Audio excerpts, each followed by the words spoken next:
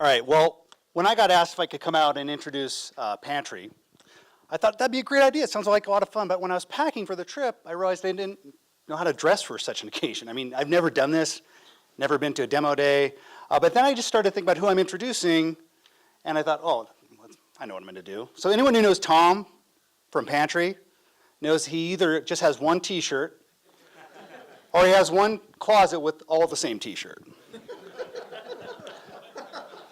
So,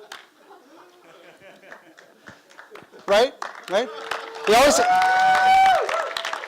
has a smile on his face. He always has a t-shirt that says Pantry. Now, being the publisher of The Spoon and the founder of the Smart Kitchen Summit, I look at a lot of startups and a lot of food tech startups, and I can't say that I can predict with any certainty which ones are going to be successful, but I've noticed a few characteristics, and one of those is a passion and a vision and an enthusiasm and actually being a great pitch man. And from what I know of Tom, I see that those traits are with him. I met his co-founders. I think they're great guys as well.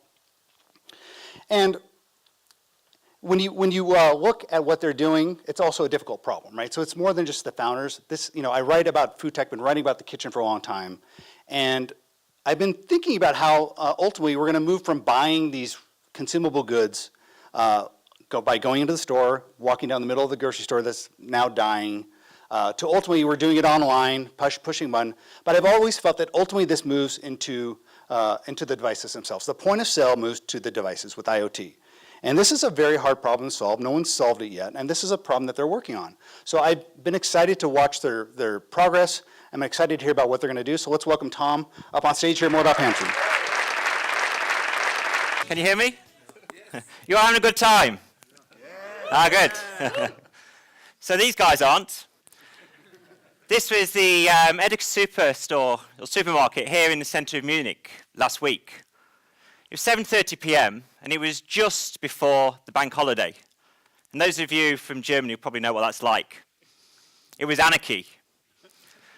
And, okay, this is an extreme example, but how often do you find yourself stood at the back of a long queue, staring down at a basket full of repetitive weekly purchases? Now, as you can probably tell, I'm from the UK, and over there, around half of us are actually shopping online for our groceries now fairly regularly. And that's solved the problem to a certain degree. But the trouble is, we often forget to add things into our basket that are important. So, yet again, we end up back here. And you might be wondering, well, Tom, there's online subscriptions. And they work really well too. But the trouble with an online subscription is that over time you build up an excess in product, and so you cancel it, you use the product up, and you forget to restart it. So yet again you end up back in the store. And the big problem with that is it just wastes valuable time. And so when we were thinking about how can we solve this, all these items that we buy week in, week out, that are just essential, unemotive items, we thought there must be a way to do it automatically somehow. So we built Pantry, the intelligent subscription platform. Let me show you how it works. So first off, here in our Pantry panel application, we'll provide you with a selection of regular repeat essentials that you can put on a standard calendar subscription. Like here with dishwasher tablets that are set to be delivered once a month.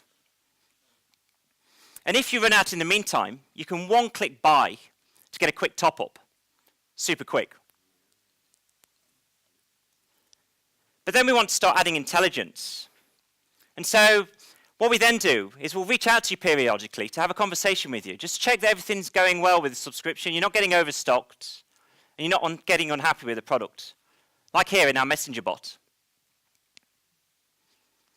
But, as Mike alluded to just, in the future, rather than having a conversation with you, we want to have a conversation with your appliances instead. Think that's far out? Well, the likes of BSH and other appliance manufacturers have devices in store today that have the capabilities to communicate with Pantry. And even more exciting than that, there's a whole raft of startups that are now appearing.